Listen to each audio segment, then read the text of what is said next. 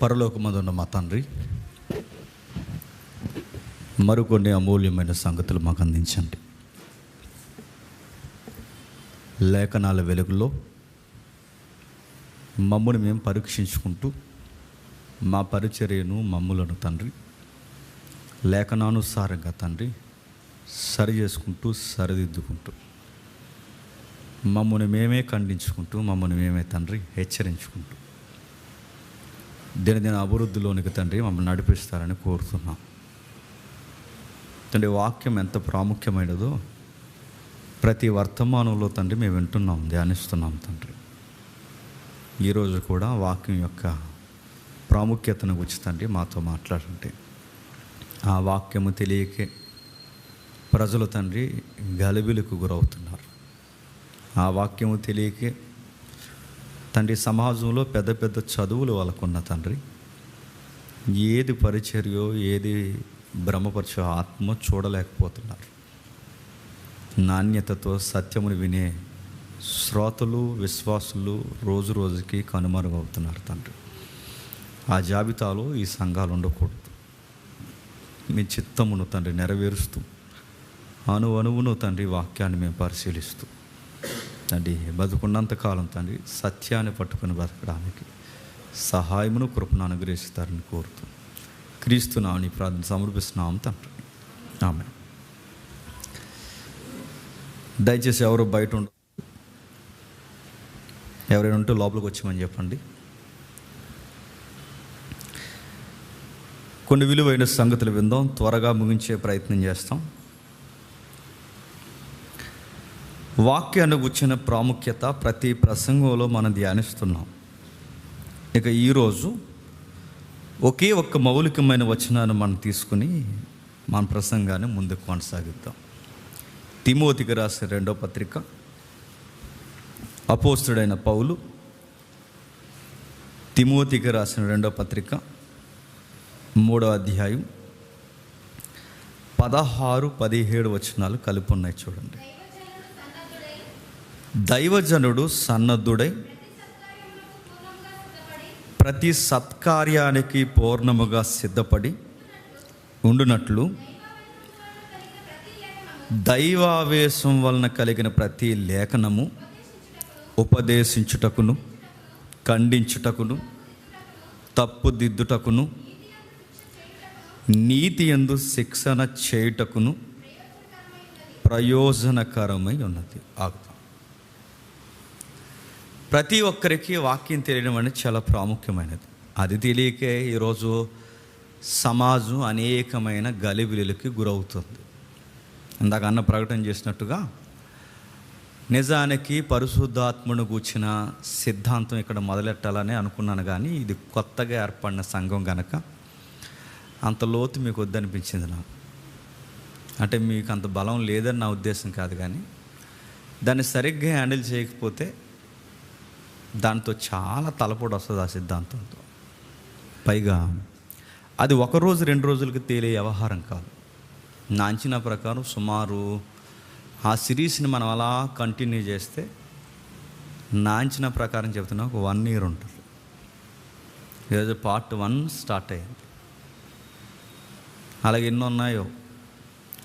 ఆ 1 yearని ఇంకా కుదిపితే ఎట్లాగైనా దగ్గర చేసి ఆ సబ్జెక్ట్ని మనం నేర్చుకోవాలని ఒక కంకణం కట్టుకుంటే టైం అంత వద్దు మనకు అనుకుంటే ఒక 6-7 నెలల్లో పూర్తి చేయొచ్చు. అంత ఉంది పరిశుద్ధాత్మను గురించి. కాబట్టి అది ప్రతి ఒక్కరు ఫాలో అవ్వండి. పరిశుద్ధాత్మను గురించి మనకు తెలియాలి. అది తెలియకే పొరపాట్లు జరుగుతున్నాయి. అందరి మైండ్లో పరిశుద్ధాత్ముడు అనగానే అందరి మైండ్లో ఉన్నది ఏంటంటే భాషలు మాట్లాడడం, స్వస్థతలు ఎక్కడితోనే ఆగిపోయారు. కానీ అది కాదు. పరిశుద్ధాత్ముడు అంటే చాలా ఉంది. ఆ విషయాలన్నీ నేర్చుకోండి. ఈరోజు పార్ట్ 1 జరిగింది, పార్ట్ 2 కూడా వచ్చే వారం ఉంటుంది, కంటిన్యూషన్ ఉంటుంది. నెక్స్ట్ ఈరోజు మనకి ఎక్కడ ఆ ప్రస్తావనలు ఏమి మనకు వద్దు, కానీ మనకు కావాల్సిన ఒక మౌలికమైన సత్యం ఉంది. దైవజనుడు ప్రతి సత్కార్యముకు పూర్ణముగా సిద్ధపడి ఉండినట్లు దైవావేశం వలన కలిగిన ప్రతి లేఖనమును ఉపదేశించుటకును, ఖండించుటకును, తప్పుదిద్దుటకును, నీతి యందు శిక్షణ చేయుటకును ప్రయోజనకరమై ఉన్నది. ఆగుతాం. బైబిల్ని ఎందుకు చదవాలి? ప్రధానముగా 4 విషయాలు చెప్తుంది అక్కడ. ఎందుకు బైబిల్ చదవాలి అంటే కొన్ని మౌలికమైన సత్యాలు మనకు నేర్పిస్తుందట. ఆ మౌలికమైన సత్యాల్లో రక్షణ జ్ఞానం కలిగిస్తుంది, విశ్వాసం ఏర్పరుస్తుంది, యేసుక్రీస్తునందు మనల్ని దృఢమైన పునాదుల మీద నిలబెడుతుంది. ఇంకా ఏమి నేర్పిస్తుంది? ఖండిస్తుందట, నెక్స్ట్ ఉపదేశిస్తుందట, ఖండిస్తుందట, తప్పుదిద్దుతుందట, నీతి యందు శిక్షణ చేస్తుందట. ఇలా ఏవైతే ఈ 4 విషయాలు జరుగుతాయో అప్పుడు మనకు వాక్యం ఏమవుద్దట? ప్రయోజనకరం అవుద్ది. ఈ మాట ధైర్యం చేసి ఒక అడుగు ముందుకేసే అంటున్నాను, ఏమనుకోకండి. వాక్యాన్ని గౌరవించడం మంచి లక్షణమే, కానీ అతిగా గౌరవించి వాక్యాన్ని ఏం చేస్తున్నారంటే, ఆ వాక్యంలో బాగా వినండి, ఆ వాక్యాన్ని, బైబిల్ని ఏదో పవర్ఫుల్ పుస్తకంలాగా ఆ తలకాడ ఎట్టుకుంటున్నారు. వాక్యాన్ని గౌరవించాలి. ఈ మధ్యకాలంలో విచిత్రమైన ఆరాధన పేరుతో ఏం చేస్తున్నారంటే నిలబడుతున్నారు. అందరూ బైబిల్ని ఎక్కడ పెడుతున్నారు? కాల్ దగ్గర పెడుతున్నారు. వీళ్ళు ఆరాధన ఆరాధన ఆరాధన ఆరాధన ఆరాధన నెగిరి చెప్పండి ఆ బైబిల్ మీద అటు ఇటు జంప్ చేస్తున్నారు. దేవుడు అంటాడు, నీ ఆరాధన పట్టుకెళ్ళి డ్రైనేజీలు వేసుకో అంటాడు. ఎందుకంటే నువ్వు బైబిల్ని గౌరవించలేకపోతున్నావు.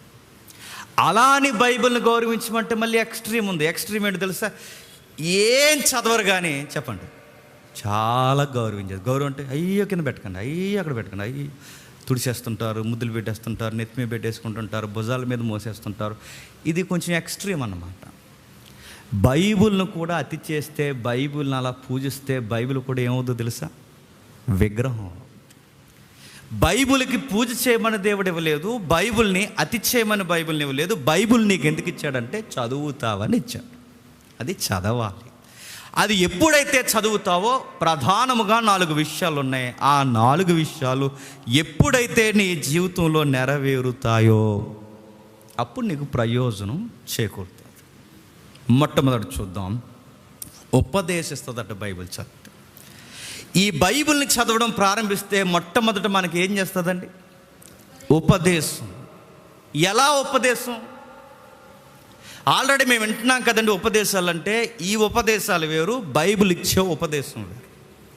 ఎలా ఉపదేశిస్తుంది బైబిల్? మొట్టమొదటి పాయింట్ చెప్తుంది, అది చదివితే, దైవావేశం వలన కలిగిన ఈ లేఖనం చదివితే అది ఉపదేశిస్తుంది. ఉదాహరణకి ఆదికాండం స్టార్ట్ చేసామనుకోండి, ఆదికాండం 1వ అధ్యాయం 1వ వచనం స్టార్ట్ చేసామనుకోండి, నీకు ఒక ఉపదేశం ఉంది అక్కడ. ఏముంది? ఆదికాండం 1వ అధ్యాయం చదివితే ఏం ఉపదేశం ఉంది? ఏం ఉపదేశం ఉందంటే, నువ్వు బతుకుతున్నా, జీవిస్తున్నా, లేదా ఈ గ్రహము, ఈ సృష్టి, ఈ గ్రహాలు, నక్షత్రాలు, పంచభూతాలు ఏవైతున్నావో అవి దేవుని వలన సృష్టింపబడ్డాయి అన్న ఉపదేశం స్టార్ట్ అవుతుంది. నెక్స్ట్, ఈ సృష్టింపబడిన ఈ సృష్టి ఎవరి కొరకు సృష్టింపబడిందని నీ క్వశ్చన్ రేజ్ అయితే అక్కడే ఆన్సర్ ఉంది, నీ కోసమే సృష్టింపబడింది. ఉపదేశం. నెక్స్ట్, ఈ సృష్టింపబడిన ఈ సృష్టి నా కోసమైతే, నా కొరకు సృష్టింపబడిన ఈ సృష్టిలో నేనేం చేయాలి? నువ్వు తన ఇమేజ్ని, దేవుని యొక్క ప్రతిబింబముగా నీవు ఈ ఎలలో, ఈ సృష్టిలో ప్రతిబింబింప చేయాలని దేవుడు నిన్ను ఈ సృష్టిలో చేసుకున్నాడు. అంటే ఏలిక. నా మాట అర్థమవుతుందా? మన ఫస్ట్ లైన్ మర్చిపోకండి. బైబిల్ ఎలా రాయబడిందట? దేవుని ఆవేశము. మూల పదాలు ఏమనంటే ఊపిరి. ఊపిరి అంటే దేవుడు ఊపిరి. వ్యాఖ్యానాలు ఏమన్నారంటే దేవుని ఊపిరి ప్రవక్తల హృదయాల్లో ఊది, దేవుని ఊపిరి ప్రవక్తల మధుల్లో చొప్పించి వాళ్ళని ప్రేరేపించి రాశాడు. దేవుడు ఊపిరి అంటే మరొక అర్థం ఉంది, పరిశుద్ధాత్ముడు ప్రేరణిచ్చి. అంటే ఎలా అంటే చాలామంది అనుకుంటారు ఈ మూవీస్ అవి చూసేసి అలా ట్రాన్స్లోకి వెళ్ళిపోయి అలా రాశారు అనుకుంటారు. అలా మత్తయి సువార్త అలా ఉండదు. నా కాన్షియస్ నా కంట్రోల్లోనే ఉంటుంది. బాగా వినండి, నా కాన్షియస్ నా కంట్రోల్లో ఉంటుంది, నా మనసు నా కంట్రోల్లోనే ఉంటుంది. కానీ నా విజ్ఞతను, నా సమయాన్ని, నా వరాన్ని ఇవన్నీ నేను ఉపయోగిస్తూనే నా పరిస్థితులు, నా టైం ట్రావెల్లో నేను నడుస్తూనే పరిశుద్ధాత్ముడి చేత గైడ్ చేయబడుతూ, అంటే ఆయన చేత రూల్, అంటే ఉదయం చెప్పాను నేను, ఆయన ఒక లీగల్ అడ్వైజర్ అన్నది బైబిల్లో. అంటే ఆయన ఎలా నడవాలో, ఎలా చేయాలో ఉన్న వనరులను ఉపయోగించుకుంటూ ఈ బైబిల్ని ఇలా రికార్డ్ చేయాలని ప్రేరణిచ్చే దేవుని ఊపిరే చెప్పండి పరిశుద్ధాత్మ. అంతేగాని పరిశుద్ధాత్ముడు అరటిపళ్ళల్లో ఉండడు. పీసీఓడి పోనుగాక అట్టిపండు తిను అన్నారు. అంటే ఎంత కల్ట్ ఉపదేశాలండి అవి. 7 సార్లు కొరకు యాపిల్ నీకు పిల్లలు పుట్టకపోతే మళ్ళీ వచ్చాడు అన్నాడు. 7 కాదు, 7 14 సార్లు కొరికినా పుట్టరు. ఫలము బాగానండి. ఇది చూడండి ఎంత జీరో నాలెడ్జ్ చూడండి. ఈ బైబిల్ బోధిస్తున్నారు కొంతమందికి. బైబిల్లో గర్భఫలాలని ఎలాంటి ఎక్స్ప్రెషన్ ఇచ్చిందంటే గర్భఫలం. ఫలము అనే ఎక్స్ప్రెషన్ ఉంది కనుక ఏ ఫలం తెచ్చారంటండి చెప్పండి? అరటి ఫలము చెప్పండి, యాపిల్ ఫలము చెప్పండి. అంటే ఫలము అంటే ఇంకా ఫలమేనా? అరే ఎక్స్ప్రెషన్ కూడా తెలీదా? ఒక ఎక్స్ప్రెషన్ తెలియనోడు, వాక్యాన్ని సరిగ్గా వివరించడం రానోడు పరిశుద్ధాత్మ కార్యాలు చేస్తున్నాడంటే ఈ గుడ్డి ప్రపంచం ఎలా నమ్ముతుంది? ఒక పొయిటిక్ లాంగ్వేజ్ తెలియట్లేదు నీకు, ఒక పద్య భాగం తెలియట్లేదు నీకు, ఒక కావ్య వ్యక్తీకరణ తెలియట్లేదు నీకు. గర్భఫలం అన్నాడంటే ఫలం అంటే ఇక ఫలం అంటావా? అరే ఈ విషయాలు కూడా ఎందుకు తెలియట్లేదంటే ఇదిగో ఈ సెన్స్ మిస్ అవుతున్నారు. పరిశుద్ధాత్ముడి చేత నడిపింపబడం అనగానే ఒక ట్రాన్స్లోకి, ఒక తన్మయత్రంలోకి వెళ్ళిపోవడం అనుకుంటున్నారు. కాదు, ఉపదేశించేలా కొన్ని వచనాలు రాశారు, ఒక బైబిల్ని ఇచ్చారు, దానిలో దేవుని ప్రేరణ పెట్టారు. డైరెక్ట్ క్వశ్చన్ అడిగితే ఇక్కడ రాయబడిన మాటకి అర్థం ఏంటంటే లేఖనాల్లో ఒక పవర్ ఉంది. పవర్ అంటే కరెంట్ షాక్ కొట్టదు. దాన్ని సరిగ్గా నీ లైఫ్కి అప్లై చేసుకుంటే పవర్ని అనుభవించడం చూస్తావు. వాక్యంలో శక్తి ఎలా ఉందో నువ్వు చూస్తావు. ఎలా ఉంది? మొట్టమొదటి లైన్ చెప్తుంది, వాక్యము మొట్టమొదటిగా ఉపదేశిస్తుంది. ఇది దైవ ఆవేశం వలన వ్యక్తులు ప్రేరేపింపబడి 100 సంవత్సరాలు హతసాక్షులు అవుతూ, తమరబడుతూ, ఖడ్గము చేత నరకబడుతూ, దారుణాతి దారుణంగా బలి చేయబడుతూ, వధకు గురవుతూ, దూరం చేయబడుతూ, వెలివేయబడుతూ, ఎంత పరిస్థితుల గుండా నలిగిపోతున్నా రాయడం మాత్రం ఆపలేదు. ఎందుకంటే ఆత్మ ప్రేరణ వాళ్ళని అలా రేపేసింది. ఆ ఆత్మ ప్రేరణ వాళ్ళని రేపింది కనుక అలాంటి ప్రేరేపింపబడిన వారి గ్రంథం రాస్తే అందులో లైన్స్ ఉన్నాయట. ఈ వాక్యం నేను చదువుతున్నాను, డైలీ బైబిల్ చదువుతున్నాను, నాకు ఎప్పుడు ఇది ప్రయోజనకరం అవుద్ది? ఫస్ట్ లైన్ అది నీకు ఒక మెసేజ్ ఇస్తుంది. ఏం మెసేజ్ ఇస్తుంది? ఒరే సృష్టి ఎందుకు పుట్టిందంటే అక్కడికి పోయి ఫోటో దిగి దేవుడు నదులను ఎంత బాగా చేశాడని నది మీద వంకెట్టి నీ స్టైల్ ఎత్తావని కాదు, అక్కడ నది ఎట్టింది. అంటే ఈ మధ్య ఒక ట్రెండ్ స్టార్ట్ అయిందిలేండి, మనకు నదినే చూపిస్తున్నట్టు ఫీలింగు. నా మాట అర్థమవుతుందా? ఎవరో ఏంటని అడగండి, ఈ ఫాలో అయ్యే వాళ్ళకి అర్థమవుతుందిలేండి. నది దగ్గరికి వెళ్తారు, నది దగ్గర కూర్చుంటారు, నది దగ్గర నిలబడి ఇప్పుడే వీళ్ళని చూపించడానికి ఇప్పుడు వీళ్ళ సోకు, వీళ్ళ సరదాలు మనం చూడాలి. ఆ సోకులు డైరెక్ట్ చూపిస్తే మనం ఛీ అంటామని ఇలా నది వైపు చూడండి దేవుడు నదులను ఎంత బాగా చేశాడు. దేవుడు నదులను చేసినందుకు దేవుడిని మనం స్తుతిద్దాం, చిన్న కీర్తన పాడుకుందామా అంటారు. మనం ఏమనుకుంటాం అంటే అరే ఎంత ఎంత ఎంత మంచి రీల్ చేశారండి అంటాము. కొండల్లోకి వెళ్తారు, కొండలను తిరుగుతున్నావేట్రా అంటామని చెప్పండి. దేవుడు చూడండి కొండల్ని ఎంత బాగా చేశాడు అంట. మేఘాల దగ్గరికి వెళ్తారు, మేఘాల మీద తిరుగుతున్నారు, మేఘాలను చూడండి దేవుడు ఎంత. అంటే ప్రతిదీ ఏంటో తెలుసా? నువ్వు ఫోటో తీసి రీల్ చేసి కామెంట్లు పెట్టేస్తావని కాదు అయ్యా. యూనివర్స్ ఎందుకుందంటే నీ కోసం ఉంది. సృష్టి ఎందుకుందంటే నీ కోసం ఉంది. సృష్టి నా కోసం ఉంది. సృష్టి నా కోసం ఉంటే సృష్టిలో నేను ఎవరి కోసం ఉన్నాను నాకు ఒక మెసేజ్ ఉంది. నేను దేవుని కొరకు, అంటే దేవునికి ప్రతిబింబం, ఆయన స్వరూపం. దాన్ని ఏమంటారంటే ఎగ్జాక్ట్ ఎక్స్ప్రెషన్ ఇమేజ్ అంటారు. అంటే ఆయనకి ప్రతిబింబంగా ఉన్నాను, దేవుని స్వరూపంలో నేను చేయబడ్డాను. దేవుని స్వరూపంలో నేను చేయబడిన నేను ఎవరిని రిప్రజెంట్ చేయాలండి? ఎవరిని నేను కనుపరుస్తూ ఉండాలి సృష్టిలో? దేవుణ్ణి. కానీ ప్రతిబింబం ఏమైంది? మిస్ అయింది. దాన్నే సిన్ అన్నారు. గ్రీకులో, ఎబ్రూలో దానికి ఒక అర్థం ఇచ్చారు, మిస్సింగ్ ద మార్క్. దాన్ని ఏమంటారంటే అమర్త్య అంటారు. అమర్త్య అంటే టార్గెట్ మిస్ అయిపోయాం. ఏం మిస్ అయిపోయాం? ఇమేజ్ మిస్ అయిపోయాం. ఏ ఇమేజ్ మిస్ అయిపోయాం చెప్పండి? దేవుడిచ్చే ఆ ప్రతిబింబం ఏదైతే ఉందో ఆయన స్వరూపాన్ని మిస్ అయిపోయాం. ఆయన స్వరూపాన్ని ఎప్పుడైతే మనం మిస్ అయిపోయామో, మనం పాడయ్యేసరికి మనతో పాటు కూడా ఏది పాడైపోయింది? నా మాట అర్థమవుతుంది. ఇది మొదటి 3 అధ్యాయాల్లోనే మనకు ఉపదేశం ఇది. మనం పాడైపోయేసరికి ఆదికాండం మొదటి 3 అధ్యాయాలు మనకేం ఉపదేశం చెప్తుంది? నువ్వు పాడైపోతే నీకు ఇవ్వబడిన ప్రకృతి కూడా ఏమైంది? పాడైంది. నెక్స్ట్, ఇప్పుడు నేను పాడైపోయాను, ప్రకృతి కూడా డిస్టర్బెన్స్ అయిపోయింది. ఇప్పుడు మరలా నేను బాగుపడాలి అంటే ఎట్లా అనడానికి మళ్ళీ నీకు ఒక మెసేజ్ ఎండింగ్ లైన్ ఏం చెప్తుందంటే మళ్ళీ యోహాను సువార్తలో చెబుతుంది. యోహాను సువార్త ఏం చెప్తుంది? ఒకడు క్రొత్తగా చెప్పండి జన్మించాలి. అక్కడ జన్మించిన నీవు పాడయ్యావు. పాడైన నీవు మళ్ళీ జన్మించాలి అంటే ఎక్కడ జన్మించాలి? క్రీస్తునందు ఒకడు నూతనముగా జన్మించాలి. ఇది ఉపదేశం. నా మాట అర్థమవుతుందా? ఇలా బైబిల్ చదివితే బైబిల్ ఫస్ట్ లైన్ నుంచి, అంటే ఆదికాండం నుంచి ప్రకటన గ్రంథం వరకు ఏ లైన్ నడుస్తుంది అంటే చేయబడింది సృష్టి. దేవుడు భూమి ఆకాశములను సృజించాను. దేవుడు భూమి ఆకాశంలో సృజించిన తర్వాత దేవుడు 6వ దినమున మనిషిని చేసి ఏదోను తోటలో పెట్టాను. భూమి ఆకాశం సృజించి 6వ దినమున మనిషిని చేసి ఏదైనా తోటలో పెడితే తోట చుట్టూ ఉన్న ప్రకృతిని పాడు చేశాడు. తెలుగులో సామెత ఉంది, వనమంతా చెడగొట్టారు, మొత్తం పాడు చేస్తారు. పాడు చేసిన వీళ్ళ మళ్ళీ బాగు చేయాలి అంటే ఒక లాంగ్ బిగ్గెస్ట్ ప్రాజెక్ట్.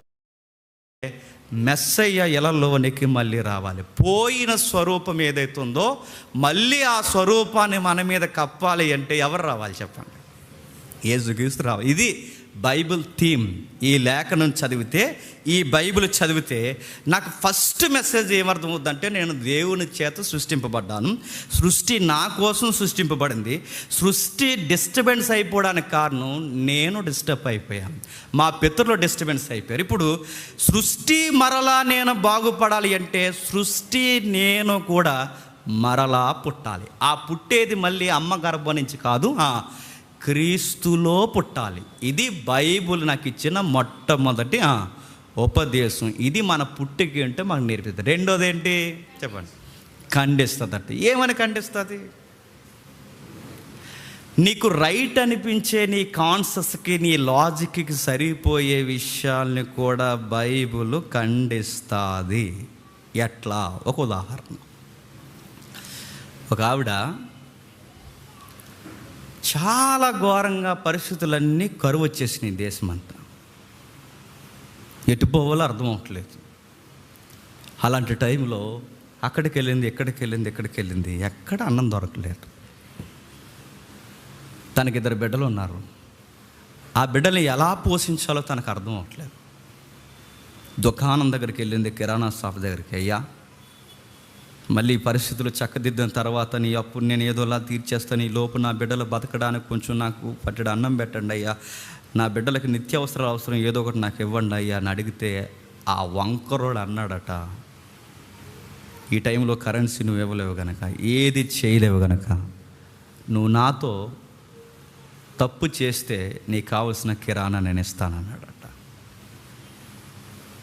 ఆప్షన్ లేదు ఆవిడకి. తప్పు చేసింది ఆవిడ.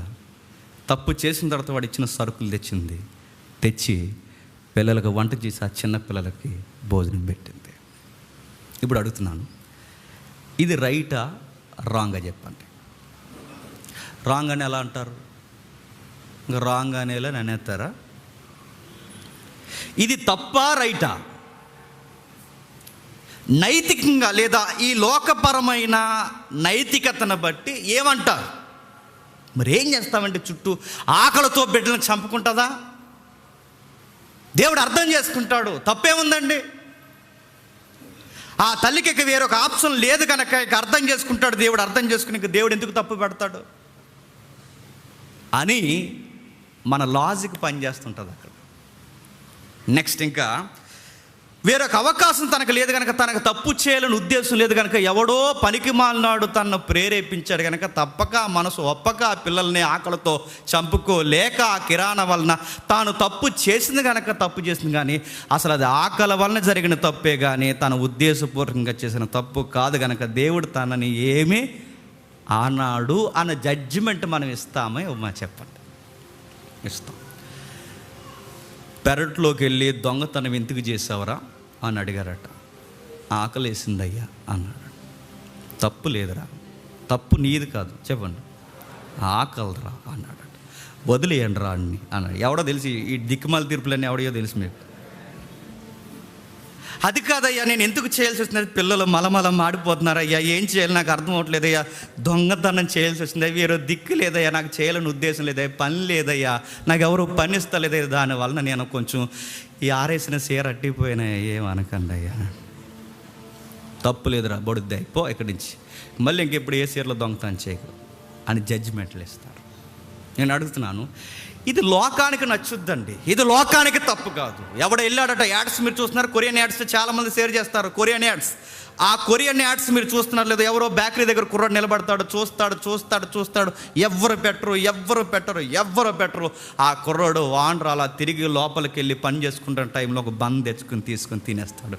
ఏంట్రా నన్ను ఇలా లాక్కొట్టే సమయానికి ఆడు చెప్తాడు, కొన్ని వారాల నుంచి నాకు భోజనం లేదు అనగానే మళ్ళీ ఆ యజమాని హక్ చేసుకుని ఇంకో 2 బనలు పట్టుకెళ్ళు అన్నాడంట. ఇవన్నీ బాగుంటాయండి సొసైటీలో స్టోరీలు, ఇవన్నీ చెల్లుతాయండి సొసైటీలో. కానీ నువ్వు ఎన్ని కథలు చెప్పినా, ఎన్ని విషయాలు చెప్పినా, ఇదే లాజిక్ని, ఇదే విషయాన్ని, ఇదే సెంటిమెంట్ని, ఇదే ఎమోషనల్ థీమ్ లైన్ని బైబిల్ దగ్గర తెస్తే ఏమంటారు? ఖండిస్తాది. నీకు ఆకలేస్తే పాపం చేస్తావా అని అడుగుతుంది బైబిల్. నీలాగే భర్తను పోగొట్టుకుని రోడ్డు మీదకి వచ్చి విలవిల్లాడుతూ నిలబడి 2 పిల్లల చేత ఒక తల్లి గగ్గాలు పెడుతూ వస్తూ అయ్యా ఇక ఏం చెయ్యాలి నాకు అర్థం కావట్లేదు. ఈ లోపల అప్పులోడు వచ్చి ఆ అప్పులోడు తలుపు కొట్టి, నీ భర్త బతుకున్నప్పుడు అప్పులు చేసాడు, నువ్వు ఎలాగూ తీర్చలేవు కనుక, నీ వల్ల అవద కనుక నీ 2 కొడుకులు నాకు ఊడిగించేయడానికి తీసుకెళ్ళిపోతున్నాను అన్నప్పుడు, అయ్యా అలాగేం కాదు, ఇంకా వాళ్ళిద్దరిని వదిలేయండి, నేనే వచ్చేస్తాను అందా. వెయిట్, ఈ విషయాన్ని దేవుని దగ్గర పెడతాను. దొరికిన అవకాశాన్ని ఎక్కడ పడితే అక్కడ విచ్చలవిడి విషయాన్ని ఉపయోగించుకుని డబ్బులు సంపాదించి అప్పులు తీర్చే కహానీ స్టోరీ లేదు అక్కడ. తప్పెందుకు చేసావు అని అడిగితే, ఈ మాట ఎవరైనా చూస్తే అనుకోండి, ఈ హైవే రోడ్లో చాలామంది కనబడతారు. మిడ్ నైట్ దాటితే ఎందుకు చేస్తున్నావు తప్పని చాలామంది నైట్ బీట్ వాళ్ళు అడిగితే వాళ్ళు చెప్పే లాజిక్ ఆన్సర్ ఏంటో తెలుసా? ఏం చేస్తామయ్యా చెప్పండి. పొట్టకుడు అడుక్కు తిను, పొట్టకూసు కోసం అయితే, పొట్టకూడు కోసం అయితే అడుక్కు తిను, ఒళ్ళెందుకు అమ్ముతున్నావు? బైబిల్ చెప్పింది ఏమని తెలుసా? కూటు కొరకు నీతి తప్పొద్దు, నీతి కొరకు అవసరమైతే ఆకలితో చచ్చిపో, అంతే. నీతి కొరకు ఆకలితో చనిపో. నీతి తప్పి ఆకలి తీర్చుకుంటానంటే ఎవడు? ఈ లోకం నిన్ను సపోర్ట్ చేయొచ్చేమో, ఈ వక్తలు నిన్ను సపోర్ట్ చేయొచ్చేమో, ఈ లోకపు ఉపదేశాలు నిన్ను ఏమనకపోవచ్చేమో. కానీ నా గ్రంథం చెప్తుంది, నీలాగా శ్రమలో, నీలాగా అప్పుల్లో, నీలాగా అన్నం దొరకని పరిస్థితుల్లో, గొడ్డ పరిస్థితుల్లో నిలబడిన ఒక తల్లి ఎలీసా దగ్గరకు వచ్చి మొరపెట్టుకుంటే, నేను అప్పు తీర్చాను, నేను తప్పు చేయని ఆ తల్లి నా దగ్గరకు వచ్చి మొరపెట్టుకున్న అప్పు తీర్చా. ఆలస్యం అవ్వచ్చుగాక, టైం పట్టొచ్చుగాక, కానీ నీకు సహాయం చేయ యెహోవాను నేనున్నానని నువ్వెందుకు మర్చిపోయావని బైబిల్ ఏం చేస్తా చెప్పండి? ఖండిస్తుంది. రెండవది మరొక విషయం చెప్తారు చాలామంది. ఏంటో తెలుసా? మరి ఆప్షన్ లేనప్పుడు ఏం చేస్తారంటే, నీకు నాకు గడ్డెట్టడానికి, నీకు నాకు గోమ మీద కొట్టడానికి, నీకు నాకు నీ లాజిక్లు అన్నీ పట్టుకెళ్ళి తొంగలో దొక్కడానికి ఒక యంగ్ లేడీ ఉంది అక్కడ. వయసులో ఉండగా తన భర్త చనిపోయాడు. వయసులో ఉండగా భర్త చనిపోయాడు, మరిది చనిపోయాడు, భర్త చనిపోయాడు, మామ చనిపోయాడు. దిక్కు మొక్కు లేదు. ఆ ఏరియాని కరువు తాకేసింది. ఎటు పోవాలో అర్థం అవ్వట్లేదు, ఎక్కడికి పోలేరు. అప్పటి వరకు బాగున్న కుటుంబం ఒకేసారి సతికిలు పడింది, ఎటు పరిగెట్టాలి లేదు. అలాంటి టైంలో ఒక యంగ్ లేడీ ఆనెస్ట్గా నిలబడిపోయింది. ఆమె పేరు రూతు. ఆమెను కూర్చుని స్టేట్మెంట్ చూడండి ఒకసారి బైబిల్లో. రూతు గ్రంథం 3వ అధ్యాయం అనుకుంటా చూడండి ఒకసారి. రూతు గ్రంథం 3వ అధ్యాయం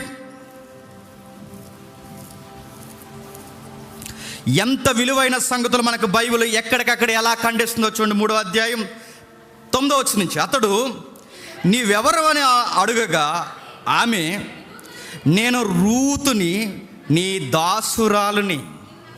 ఎవరట? నేను రూతుని నీ దాసురాలిని. ఈ రూతు కాదు. ఇప్పుడు రూతు, కొంతమంది రూతులు ఉన్నారు, అన్ని బూతులే, బూతులు బూతులు బూతులు బూతులు. వాళ్ళ రూతులు కాదు, బూతులు బూతులు బూతులు బూతులు. శారమ్మని పేరెట్టుకుంటారు, శారమ్మ శారమ్మ, పచ్చి పచ్చి అబద్ధాలు, పచ్చి మాటలు, అన్ని దొంగ మాటలు. ఈ రూతులు ఈ శారమ్మలు కాదండి, ఈ రూతు వేరు.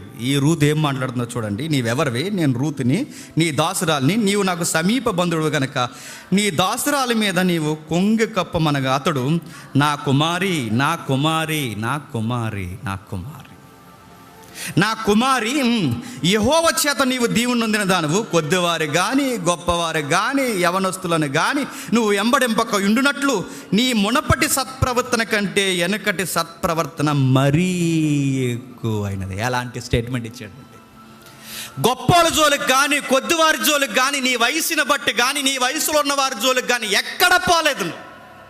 నీతికి పడి నిలబడ్డావు తల్లి నువ్వు. అవసరమైతే మడిలోకి దిగి, అవసరమైతే పొలంలోకి దిగి, అవసరమైతే మండుటెన్నలో ముసుగేసుకుని పరగైనా ఏరుకుంటానన్నావు కానీ నీ పడకలోనికి ఎవరినే రానివ్వలేదు తల్లి. అది నీతి అంటే. పరగేరుకున్నావు పరగేరుకున్నావు పరగేరుకున్నావు పరగేరుకున్నావు. అటొచ్చారు యవనస్తులు, ఇటొచ్చారు యవనస్తులు, కూలి పని చేస్తున్న యవనస్తులు అందరూ నీ కనుసైగలు చేశారు. కానీ ఒక్కరోజు కూడా నువ్వు కన్నెత్తి నీ తోటి యవనస్తులను చూడలేదు. నీ నీతి నాకు తెలుసమ్మా, నీ సత్ప్రవర్తన నాకు తెలుసు. ముందు నువ్వు దేవుడు తెలియక ముందు ఎలా ఉన్నావో, గతం మీ మోయాబీల అమోనీల పరిస్థితి మాకు తెలుసు. మా ఇంటి కోడలు ఇశ్రాయేలు కోడలు అయిన తర్వాత ఇప్పుడు నీ పరిస్థితి ఎలా ఉందో మాకు తెలుసు. గతం నేను అడగట్లేదు, కానీ వర్తమానం దేవుణ్ణి ఎరిగిన తర్వాత నీ ప్రవర్తన అదిరిపోయిందమ్మా. ఎంత నీతి కలిగిన దానివో, ఎంత యథార్థమైన దానివో, ఎంత చక్కగా ఉన్నావో నా కుమారి. నువ్వు కొద్దివారిని కానీ గొప్పవారిని కానీ యవనస్తులను కానీ ఎంబడింపక నీ దగ్గర ఇలాంటి స్టోరీస్కి అసలు అవకాశం, స్పేస్ లేదు. ఈ మాట ఎలాగంటే జేమ్స్ ఎక్కువ లేడీస్ని అంటాడు, ఇదో గొడవ. టెక్స్ట్ అదే, మరి ఏం చేస్తాం.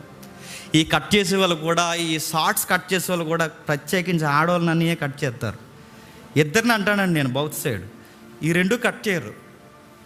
అందుకు ఒక ఆవిడ, మహిళా సంఘాలు ఆవిడ ఒక రోజు నిలబడి, నీ సంగతి తేలుతాను నువ్వు ఎక్కడ ఉంటావు అన్నది నన్ను. అసలు టెక్స్ట్ వేరు, సందర్భం వేరు, మన వాళ్ళ కట్టింగులు వేరు. సరే వదిలేయండి. విషయం రాయబడింది, నీవు దేవునికి భయపడేదానివమ్మా, నీవు యోగ్యురాలువని నా జనులందరూ ఎరిగిద్దరు. చెప్పండి, ఆకలి టైంలో తప్పు చేసిందా, పరగేరుకుందా? మళ్ళీ చెప్పనా, అవసరమైతే ఈ మాటని అనకూడదు. నేను ఏ పని చేయలేనండి, నాకు షుగర్లో, బీపీలు, అల్సర్లో, నాకు ఇంకా థైరాయిడ్లు అన్నీ ఎక్కువైపోయినాయండి, నేను మగాడినైనా కానీ కష్టపడలేకపోతున్నానండి, నా వల్ల అవ్వట్లేదంటే సిగ్నల్ దగ్గర అయినా నిలబడి అడుక్కోవాలండి. అడుక్కోవడం కూడా వృత్తే తెలుసా. ఈ మధ్య గుర్తించారు దానికి ప్రెసిడెంట్ గారు ఉన్నారు. మీరు ఏమనుకుంటున్నారు? దానికి ఎలక్షన్లు జరుగుతాయి, ఎవరు పడితే వాళ్ళు ఈదులోకి వచ్చేస్తూ ఒప్పుకోరు. అది వృత్తే, అది ప్రొఫెషనే. ముంబైలో గవర్నమెంట్ ఇచ్చిన లెక్కల ప్రకారం 8 కోట్ల క్యాష్ అకౌంట్లో ఉంది, 4-5 అపార్ట్మెంట్లు ఉన్నాయి ఆయనకి. ఇండియాలోనే కాదు, ఈ సౌత్ ఏరియాలో రిచెస్ట్ బిచ్చగాడు ముంబైలో అన్నాడు. వాళ్ళ పిల్లలు ఫారెన్లో ఎంబీబీఎస్ డాక్టర్లు. మీరు చదవండి కావాలంటే.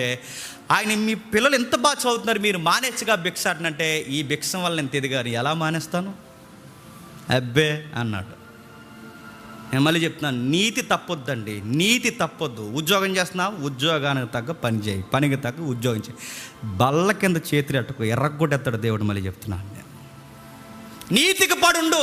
దేవుడు ఒక జీతం ఇచ్చాడు, ఒక ఉద్యోగం ఇచ్చాడు, మళ్ళీ ఎక్కడ జాపుతున్నావు చెయ్యా, చంపుతాడు దేవుడు. ఏమనుకుంటున్నావు? అటు పరిగెడతావు, ఇటు పరిగెట్టు. హాస్పిటల్ పెట్టుబడులు పెట్టకపోతే ఒట్టు. నేను చెప్తున్నాను, ఇంతమంది నేను చాలామంది చూశానండి. అందరూ కాదండో, గవర్నమెంట్ సెక్టార్లో నీతికి పడి పని చేసే వాళ్ళు ఉన్నారు, నీతి తప్పే వాళ్ళు కూడా ఉన్నారు. నీతి తప్పే వాళ్ళ ఎండ్ ఆఫ్ లైఫ్ చూడండి, కాళ్ళు, కిడ్నీలు కులిపోతాయండి.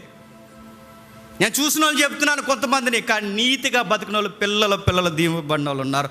నీతికి నిలబడు. లెక్కలు ఏమేస్తారు చెప్పనా? నేను 10 కిలోమీటర్లు వెళ్ళాను, 10 కిలోమీటర్లు వచ్చాను, 10, 20 కిలోమీటర్కి పెట్రోల్ ఎంత అవుద్ది?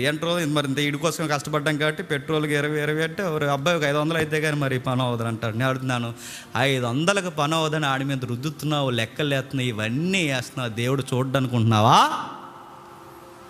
నీ లాజిక్లు ఇక్కడ పనిచేస్తాయి, నీ లాజిక్లన్నీ బయట పనిచేస్తాయి, నీ లాజిక్లన్నీ ఎక్కడెక్కడో చెల్లుతాయి. నీ లాజిక్లు దేవుని దగ్గర చెల్లో.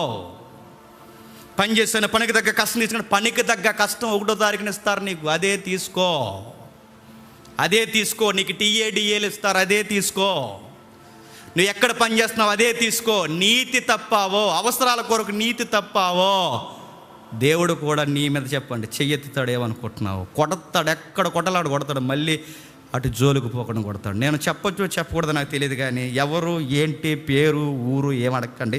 ఒక ఉదాహరణ చెప్తాను. ఒక ఆయన ఉండేవాడండి, చాలా బాగా సంపాదించాడు, చాలా బాగా. ముఖ్యంగా ఏ డిపార్ట్మెంట్ ఏంటని అడగండి. ఇసుక అతిగా ఇక్కడి నుంచి తరలింపబడేది గుర్తుందా? సీతానగరం ఏరియా నుంచి, చాలా ఈ లోపల నుంచి సీతానగరం, తెల్ల బంగారం అంటారు మన వైపు ఇసుకని, తెలుసు కదా. ఇసుకను బట్టి కోట్లు సంపాదించారండి, కోట్లు సంపాదించాడు. ఎంత ముమ్మరంగా సంపాదించాడు ఆయన, సంపాదించాడు. లైవ్ ఉదాహరణ చెప్తున్నాను, లైఫ్ లెసన్ ఇది వినండి. సంపాదించాడు, ఒక్కగానొక్క కొడుకు, సంపాదించాడు. ఎవరి కొరకు దాస్తున్నాడు అంటే కొడుకు కోసమే దాస్తున్నాడు.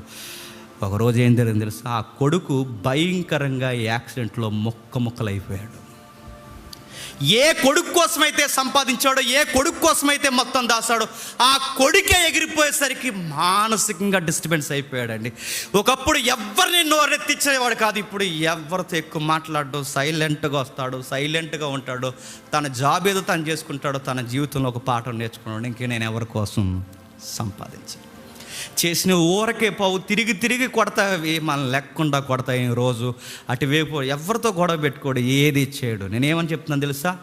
నీతిని వదిలావో దేవుడు నీ మీదకి వేరే వదులుతాడేమనుకుంటున్నావు. నీ లాజిక్ బయట పని చేద్దాం. ఆకలేస్తుంది కనుక తప్పు చేశానయ్యా, ఆకలేస్తుంది కనుక ఇలా చేశానయ్యా అంటే, ఆకలేస్తే ఉండు, పంపిస్తాడు ఆయన. ఆకలేస్తే ఉండు, ఆయన వాగ్దానం ఇచ్చాడు, ఆయన నమ్మితే వాగ్దానం ఇచ్చాడు.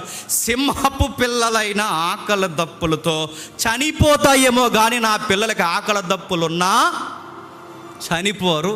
టైంకి ఏదో ఒక రోజు వస్తుంది, అది రేపైనా ఎల్లుండైనా వస్తుంది. ఈ ఆకలి దప్పులు నీకు పెట్టాడంటే ఇందాక తమ్ముడు చెప్పాడు, ఏ అనుభవాలు నేర్పించడానికి, ఏ అన్నం విలువ నేర్పించడానికి, ఏ రూపాయి విలువ నేర్పించడానికి, రేపు పొద్దున్న అసలు రూపాయి విలువ అంటే ఏంటో నువ్వు స్థిరపడి చుట్టూ ఉన్న వారికి ఎలా సహాయం చేయాలి, ఆ పరిస్థితులు ఏంటో నేర్పించడానికి కూడా కొంతకాలం నీకు ఆకలి దప్పుల గుండా కూడా నడిపించి ఉండాలి. నాకు తప్పట్లేదని, ఒప్పట్లేదని, ఇలా అయితే బతకలేకపోతున్నావు అంటే, ఇలా అయితే బతకలేకపోతున్నానంటే పట్టుకోకు. ఈ నీతిని ఎంబడించాలని ఈ బైబిల్ని పట్టుకున్నది. ఈ బైబిల్ నీకు ఉపదేశం చేస్తుంది, నిన్ను బాగు చేస్తుంది. నెక్స్ట్ రెండవది, నిన్ను ఖండిస్తుంది. అడుగడుగునా ఖండిస్తుంది. నువ్వెన్ని లాజికల్ చెప్పినా అది ఖండిస్తుంది. ఎవడు అన్నాడట, పెళ్ళికి పార్టీ అడిగారండి. లాజిక్లు ఇవన్నీ మనం ఎదుర్కొనే లాజిక్లు.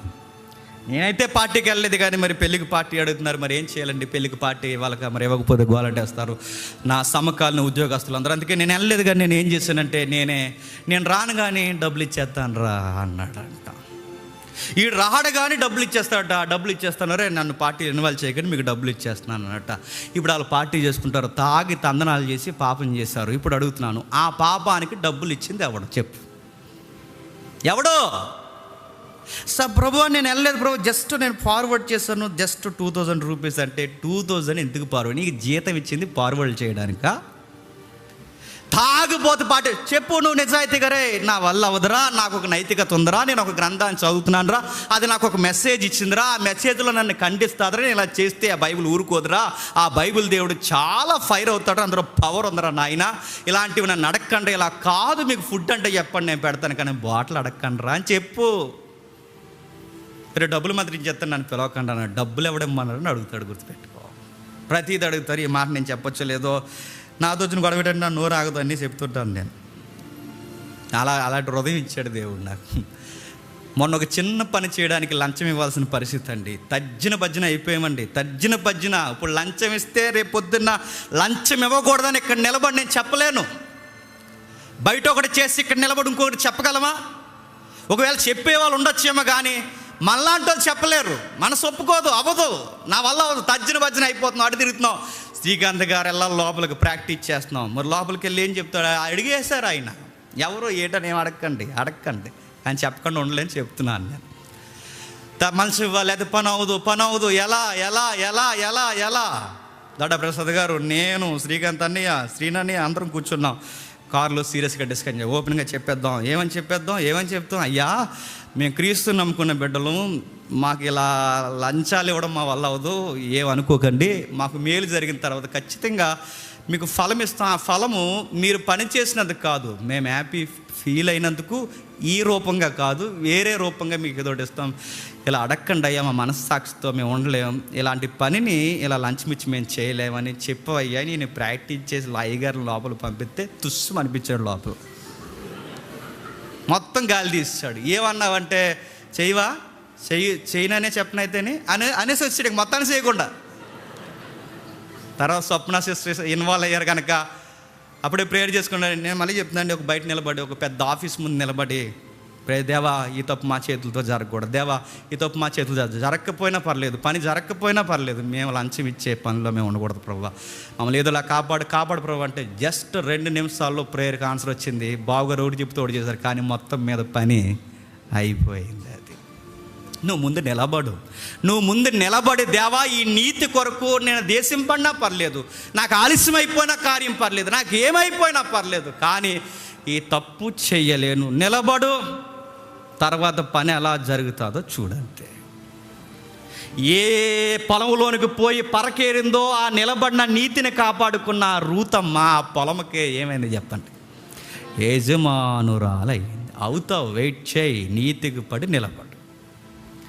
ఎక్కడైతే ఈ తల్లులు గురయ్యారో, ఏ అప్పుల వాడొచ్చి ఇబ్బంది పెట్టాడో అప్పులోడికే మద్దిపోయేలా సమృద్ధిని దేవుడిచ్చేస్తాడు. క్రొత్త నిబంధనలు అవసరమైతే ఏరొక సహోదరుని ప్రేరేపించి తమ స్థిరాస్తులు అమ్మి వారి అక్కరల్లో ఏం చేశాడట? దేవుడు తీర్చేశాడట. సడన్గా ఎవరో వస్తారు, మనల్ని ఎదురు చూస్తారు, వాళ్ళు బాధపడతారు, వాళ్ళు చెప్పుకోలేరు. ప్రభువు నమ్ముకునే బిడ్డలు సడన్గా వాళ్ళు వచ్చి ఏమంటారంటే, బ్రదర్ ఏదో ప్రాబ్లం ఫేస్ చేస్తున్నారు, అందు ఏమైందంటే మనం చెప్పలేం, ఏం లేదని కొంచెం ఫైనాన్షియల్ ప్రాబ్లం అంటే మనం చెయ్యం, టక్కమని తీస్తారు, చేతిలో పెడతారు, మీకు అన్నీ బాగున్నప్పుడు మాకు ఇవ్వండి, తర్వాత చూసుకుందంట. అరే ఎలా అంటే అలాగే జరుగుతాయి కార్యాలు. చూడు, ఈలోపు ఎమ్మెల్యే గారి దగ్గరికి వెళ్ళాలా, అక్కడికి వెళ్ళాలా, సాంగ్ పాడాలా, డ్యాన్స్ వేయాలని పని అవ్వండి. నేను మళ్ళీ చెప్తున్నాను, ఎవరో ఒకరు ప్రేరేపింపబడతారు, ఏదో ఒక పని చేస్తారు, ఏదో ఒక విషయం చేస్తారు, మనకు ఆన్సర్ వస్తుంది. అప్పటి వరకు మనం ఏం చేయాలి చెప్పండి? నీతికి నిలబడి బతకాలి. బైబిల్ ఎలా ఉంది? నీతి నిమిత్తం ఆకలి దప్పులు కానివారు ధన్యులని బైబిల్లో ఉంది, కానీ ఆకలి దప్పుల కొరకు నీతి తప్పేవారు ధన్యులు కాదు, ఎప్పటికీ కారు. ఆకలి కోసం ఒక పూట అన్నం తిన్న యోసేపుని ఈ రోజుకి తిడుతున్నాడు దేవుడు. తిట్టలేదండి? ఆ తిట్టినోడు ఒక పూటే ఆ తిన్నవాడు ఒక పూటే తిన్నాడు. ఆ తిట్టిన ఆయన ప్రతిరోజు తిడుతున్నాడు. ప్రసంగాలు ఇస్తున్నప్పుడు అల్లా యోసేపుని తిడతాడు. ఏమని తిట్టాడు? యోసేపు వంటి భ్రష్టుడు, పూట కూటు కొరకు యోసేపు వంటి భ్రష్టుడు, వ్యభిచారి, ఇంకెవడు పూట కూటు కొరకు ఒక పూట కూటు తిన్న యోసేపునే ప్రతిరోజు దేవుడు తిడితే, మనం ప్రతిరోజు గడ్డి తిన్న పనులు చేస్తే తిట్టడం ఇంకా బెత్త కన్ఫర్మ్ అయిపోద్ది. రిజర్వేషన్లో పేరు రాసేస్తారు, డేట్ కూడా ఫిక్స్ చేసేస్తారు, అలాగెళ్తారు. అట్నుంచటే గొప్ప పరలోకపు పిలుపు వస్తుంది ఒకరోజు. ఇటు ఇలాంటి శాపాలు పెడతారంటే ఈ సంఘంలో అంటే శాపాలు కాదు, ఇది చెప్పండి, శాపాలు కాదు, వాస్తవాలు. మీకు అలా ఉండకూడదని మేలు కోరుకునే, గాయము చేసే మీ స్నేహితులు గుర్తుపెట్టుకోండి. దేవుడు చెప్తున్నాడు, 1 బైబిల్ నాకు ఉపదేశం ఇచ్చింది, 2 ఆ ఉపదేశం ఇచ్చి నేను నూతనంగా జన్మింపజేసింది. ఈ నూతన జన్మని ఏ లాజిక్ల చేత, పరిస్థితుల చేత పాడు చేసుకోకు. అలా పాడు చేసుకుని లాజిక్లు తెస్తే ఆ లాజిక్ను కూడా బైబిల్ ఏం చేస్తుంది? ఆ నూతన జన్మను కూడా నువ్వు పాడు చేసుకుంటున్నాను, బైబిల్ నిన్ను ఖండిస్తుంది. 3వది ఏం చేస్తట? తప్పుదిద్దుతుంది.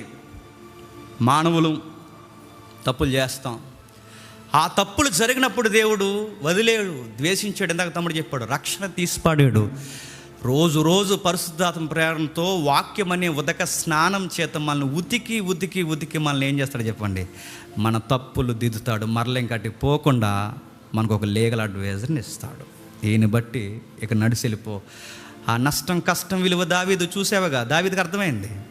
దావీదు ఆ నష్టం కష్టం విలువ చూసావుగా, మళ్ళీ అటు జోలికి పోకు. వయసు అయిపోయింది, మూలుగుతున్నాడు. సింహాసనం కొరకు చాలామంది బయట కొట్టుకుంటున్నారు.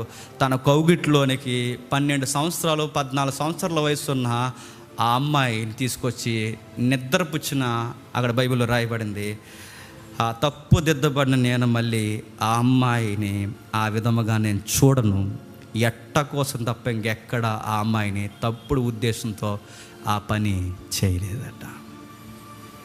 దావీదుని దిద్దేశాడండి. ఎంత దిద్దేయాలో అంత దిద్దేశాడు, ఎంత దిద్దేయాలో అంత దిద్దేశాడు. బైబిల్ మనకు కూడా దిద్దుతుంది, సరి చేస్తుంది.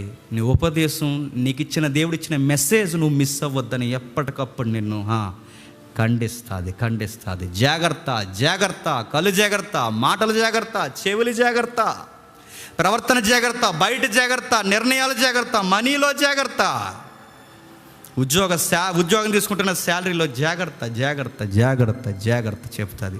ఇన్ని విషయాలు మాట్లాడుతుంది.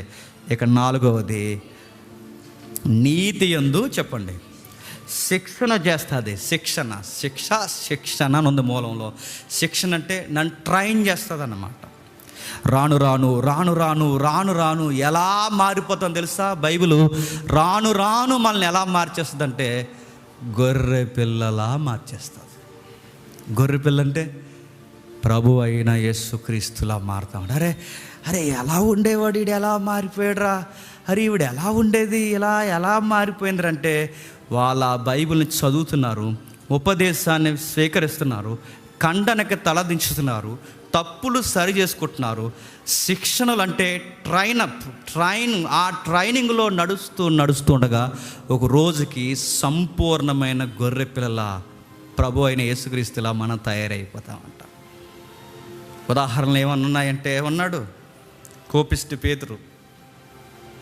ఎవడన్నా ఏమన్నా ఇంకా ఆడు ఏం చెబుతున్నాడో పూర్తిగా వినకుండానే చెప్పండి కొడేస్తాడట. సార్ వాళ్ళు పోలీసులు సార్, వాళ్ళతో మీకేడు కూడా పోలీస్ అయితే అంటాడంట. పోలీసుడు సేవ నరికేసాడు కదండి. ఎవరండి పోలీసుడు సేవ నరికేసాడంటే ఈ మనిషికి ఎంత కోపం చూడండి. కోపం వస్తే పోలీసుడు, కలెక్టర్, ఐఏఎస్లు, ఐపీఎస్లు ఏం చూడడం చెప్పండి.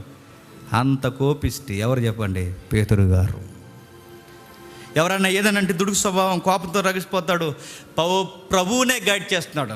నేనుండగా నిన్ను టచ్ చేసేవాడు ఎవరు లేడు ప్రభు, మై హోనా అన్నాడు.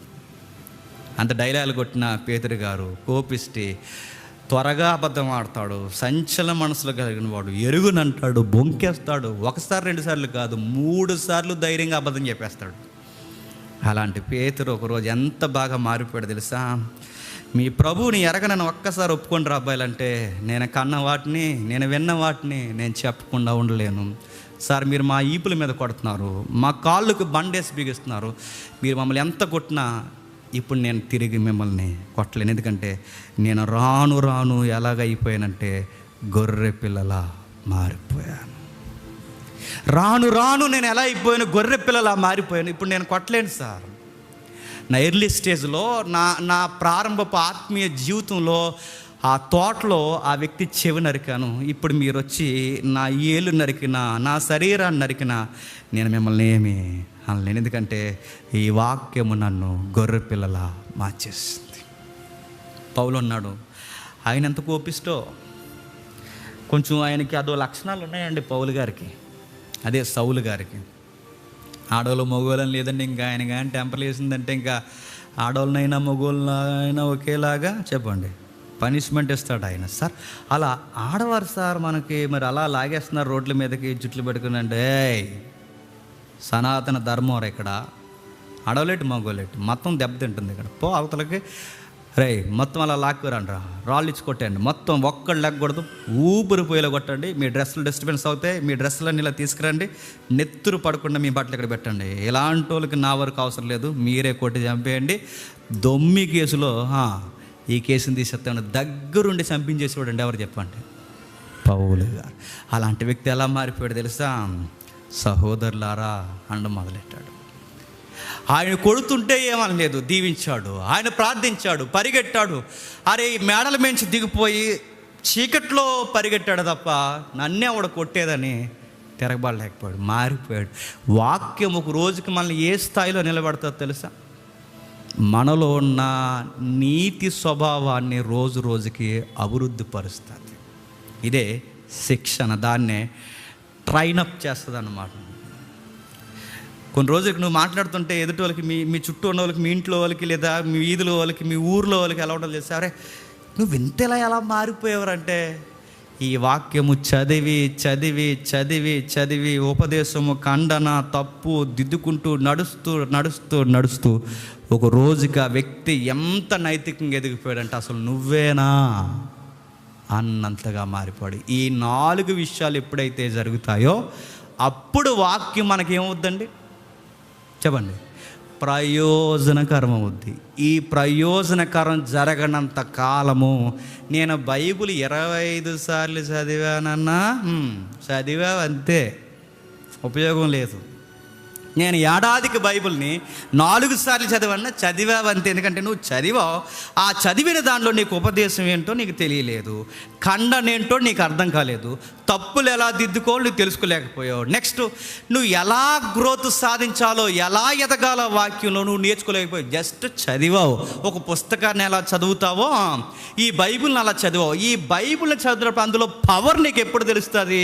ఈ 4 విషయాల్లో ఉన్న సారం ఎప్పుడైతే నీ లైఫ్లో కనబడుతుందో అప్పుడు ఈ వాక్యం నీకేమవుద్ది చెప్పండి? ప్రయోజనకరం అవుద్ది. ఒక్క రోజుకి ఎలా మారిపోతుంది తెలుసా? 15 వచనం చదవడం ముగించేద్దాం. 15 వచనం మొదలు, అదే 3వ అధ్యాయం 15 వచనం. 3వ అధ్యాయం 15 వచనం చదవండి. అని చెబుతూ క్షమించండి, 16-17 వచనం కలుపునే చూడండి. దైవజనుడా ఒక రోజుకి ఎలా తయారవుతామంట? నెక్స్ట్ మొట్టమొదటి చెప్పండి, ఉపదేశము, నెక్స్ట్ ఖండిస్తుంది, నెక్స్ట్ తప్పుదిద్దుతుంది, నెక్స్ట్ నీతి యందు మనల్ని ట్రైన్ చేస్తుంది. ఒక రోజుకు మనం ఎలా తయారవుతుంటే, ఎంత ప్రయోజనమైన మనకి ఒక రోజుకు మనం ఎలా తయారవుతుంటే దైవజనుడంత ఎత్తుకు మనం ఎదుగుతామంట. ఆ మాట అర్థమవుతుందా? ఒక రోజుకి ఎలా అయిపోతాం? ఒక దైవజనుడిని చూస్తే ఎలా ఉంటుందో అట్టి విధముగా ఒక విశ్వాసి తన సీరియర్లో దైవజనుడు మాదిరి తయారవుతాడట. బైబిల్ చదవగా అంత స్థితికి ఎదుగుతున్నారండి బైబిల్ చదివి. ఇది కచ్చీపు అంటే కచ్చీపు కాదు, చెప్పండి. పరిశుద్ధాత్ముడు అన్నారు, కొనేశారు అంతేనండి. 5 సంవత్సరాలు దుద్దుతలేదండి ఒక ఆవిడ. 5 సంవత్సరాల నుంచి వాళ్ళ అబ్బాయి అడుగుతున్నాడు, ఆ ముక్కు మీద తీయే అంటే తీద్దలేదట. ఉతికితే పవర్ పోద్దురా అందంట. ఏం పోద్ది? పవర్ పోద్ది అంటున్నా అడుగుతున్నారు.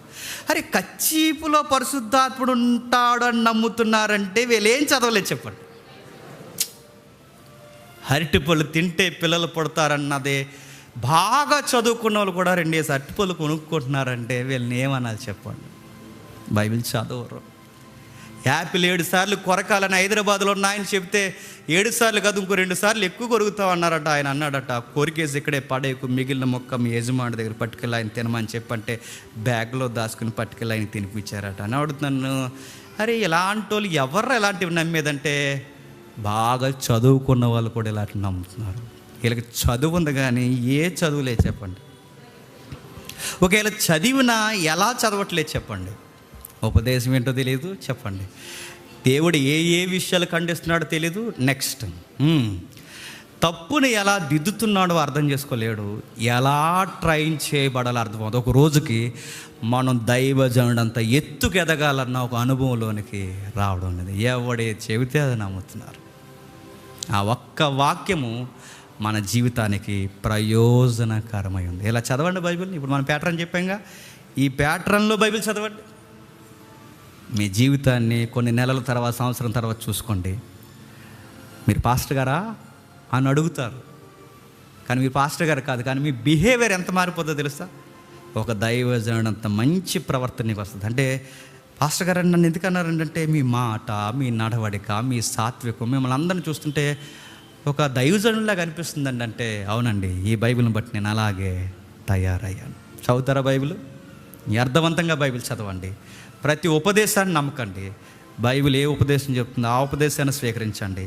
పుట్టావు, సృష్టి నీ కోసం వచ్చింది, ఇమేజ్ పోగొట్టుకున్నావు. ఆ ఇమేజ్ని మరలా ఇవ్వడానికి ప్రభు అయిన యేసుక్రీస్తు వారు వచ్చాడు. ఆ ఇమేజ్ని మరలా నువ్వు డిస్టర్బెన్స్ చేస్తే వాక్యం ఎప్పటికప్పుడు నిన్ను ఖండిస్తుంది, తప్పుదిద్దుతుంది, శిక్షణ అంటే నీకు ట్రైన్ అప్ చేస్తుంది. ఒకరోజు మెచ్యూరిటీ స్టేజ్లో నేను నిలబెడుతుంది. ఆ మెచ్యూరిటీలో సొసైటీకి ఒక దైవజనుడు మాదిరిని ఉంటావు.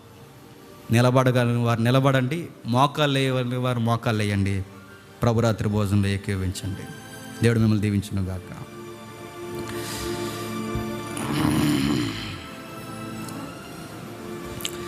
ఎవరైతే సంఘ పెద్దలు ఉన్నారో, ప్రతి వారం ప్రభురాత్రి సంస్కరణలో పాల్గొనే సంఘ పెద్దలు ఎవరైతే ఉన్నారో వాళ్ళందరూ ముందుకు రండి. దయచేసి ఎవరు వెళ్ళిపోవద్దు. ప్రభురాత్రి భోజనంలో పాల్గొనండి. మీ పక్క వారితో అసలు మాట్లాడొద్దు. ఏ లౌకికమైన విషయాలు మీ తలంపుల్లోనికి రానివ్వద్దు. ఇప్పుడు ఏదైతే వాక్యాన్ని విన్నామో తండ్రి, మాకు ఆ విలువలు తండ్రి రోజు రోజుకి అభివృద్ధి పొందే తండ్రి ఆ నడతలు, ఆ దర్శనం మాకు అనుగ్రహించండి. ప్రార్థించండి. ప్రార్థన. ప్రేమగల తండ్రి, కృపగల దేవ, విలువైన సంగతులు మేము విన్నాము తండ్రి. లేఖనం ఊరకే ప్రేరేపింపబడి ఇవ్వలేదు దేవా. లేఖనం ఒక అర్థం ఉంది తండ్రి. నేను రోజుకు ఒక అధ్యాయం చదువుతానని చెప్పుకోవడంలో గొప్పే ఉంది తండ్రి. రోజుకు ఒక అధ్యాయంలో ఒక ఉపదేశం నేను తీసుకుంటున్నాను అన్నప్పుడే కదా తండ్రి మా జీవితాలకి ప్రయోజనకరం దేవా. నేను ప్రార్థన చేస్తున్నాను. నేను ఉపవాసం ఉంటున్నాను తండ్రి. రకరకాల విషయాలు తండ్రి ఈ సొసైటీ కనబరుచుకుంటే తండ్రి ఏం ప్రయోజనం తండ్రి. వాక్యానుసారమైన ప్రార్థన ఉపదేశం చేసినప్పుడే మా జీవితాలకు ప్రయోజనం దేవా. అంటే అన్ని సంఘాల వాళ్ళే తండ్రి కథలు తండ్రి అవసరం లేని విషయాలకి ఈ సంఘం పెద్దపీట వేయట్లేదు దేవా. మీ ప్రేరణతో, మీ ఆత్మ సహాయంతో విలువైన సంగతులు మేము నేర్చుకుంటున్నాం. లోకం ఎన్నో విషయాలు తండ్రి, ఎన్నో లాజిక్లు మాకు చెబుతుంది. అవన్నీ మీ బైబిల్ ముందు తోగవు తండ్రి. మీ బైబిల్ ఒప్పుకోదు. మీరు రాయించారు తండ్రి. అప్పుల విషయంలో ఎలా ఉండాలో, మాటల విషయంలో ఎలా ఉండాలో, కాపురం విషయంలో ఎలా ఉండాలో తండ్రి ప్రతి విషయంలో మాకు రాశారు తండ్రి. చివరికి డబ్బుల విషయంలో కూడా ఎలా ఉండాలో మాకు రాశారు. మాకు ఎక్కడికక్కడ ఉపదేశం ఇచ్చింది తండ్రి బైబిల్. ఆ ఉపదేశమే మా హృదయాల్లో మేము చొప్పించలేకపోతున్నాం. విన్నారు, కాపాడండి. ఉపదేశం ముందు తండ్రి అభివృద్ధి పరచండి. మీ ప్రభు యొక్క సారూప్యతను తండ్రి దినదినం తండ్రి వారిలో రూపించండి. ఈ మాటల చేత ఎవరైనా గాయపడితే నా మీద పగ పెంచుకొనకు తండ్రి. దేవుడు ఈరోజు నాతో మాట్లాడినాను, సరి చేసాడని తండ్రి తమ తప్పును తాము దిద్దుకునే ధన్యత అనుగ్రహించండి తండ్రి. నీతి యందు వారికి శిక్షణ తండ్రి రోజు రోజుకి అనుభవాల్లోకి వారిని నడిపిస్తారని కోరుతున్నాం. క్రీస్తున్నాం నీ ప్రార్థన సమర్పిస్తున్నాం తండ్రి. అలాగే కళ్ళు మూసుకుని ఉండండి. మీ దగ్గరికి రొట్టె ద్రాక్షరసం వస్తుంది. పాటలో ఏకీభవిస్తూ రొట్టె ద్రాక్షరసాన్ని మీ చేతుల్లోకి తీసుకు